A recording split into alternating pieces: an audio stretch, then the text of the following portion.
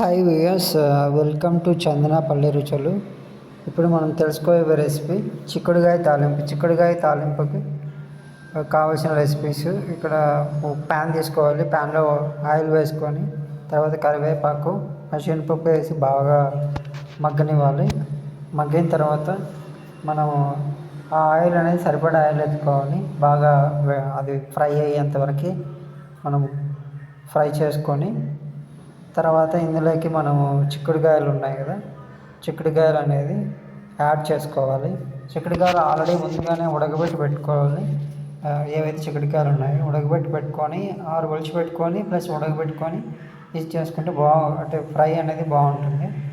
Once ఉడకబెట్టిన చిక్కుడుకాయలని మనము సపరేట్గా బౌల్లోకి తీసుకొని ఆ బౌల్లో ఉన్న చిక్కుడుకాయలని ప్యాన్లోకి వేసుకోవాలి.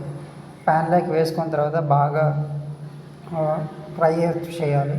ఫ్రై చేసిన తర్వాత ఆ ఫ్రై అయ్యేంతవరకు బాగా ఫ్రై అయిన తర్వాత మనకి దాంట్లో ఉన్న పచ్చి ఇదంతా వెళ్ళిపోతుంది. వెళ్ళిన తర్వాత మనకి అది దీంట్లోకి కావాల్సిన కారం, సరిపడినంత సాల్ట్, కారం యాడ్ చేసుకోవాలి.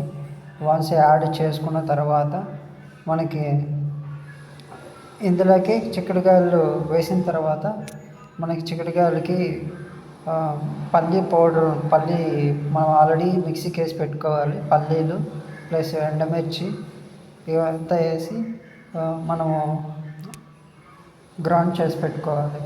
మిక్సీకి వేసి పెట్టుకొని ఆ పల్లీ పౌడర్ అనేది ఇందులో యాడ్ చేసుకొని మొత్తం మిక్స్ చేసుకొని టోటల్గా ఇది గ్రైండ్ చేసుకున్న తర్వాత దీనిలో యాడ్ చేసుకుంటే మనకు చిక్కుడుకాయ తాలింపు అనేది రెడీ అవుతుంది. ఈ విధంగా ఇప్పుడు చూడండి, ఇక్కడ పల్లీ పౌడర్ అనేది మనకి సాల్ట్ అనేది చెక్ చేసుకోవాలి. వన్స్ ఇది మనం రొటేషన్ చేస్తున్నప్పుడు ఈ కర్రీ అనేది మనకు సాల్ట్, కారము ఇవంతా సరిపోయింది, కరెక్ట్గా ఉందా లేదా అనేది టేస్ట్ చూసుకోవాలి. చూసుకున్న తర్వాత ఈ పల్లీ పౌడర్ ఈ విధంగా యాడ్ చేసుకొని తర్వాత రొటేషన్ అనేది చేసిన తర్వాత మనకి ఇది చిక్కుడుకాయ తాలింపు అనేది బాగా వచ్చిందా లేదా అని తెలుస్తుంది, ఒక ఐడియా. వన్స్ వచ్చిన తర్వాత మనం ఇది సర్వ్ చేసుకొని తినొచ్చు. మామూలుగా రైస్లోకి తర్వాత ఇంక దేంట్లో కానీ మనం తాలింపులాగా చేసుకోవచ్చు.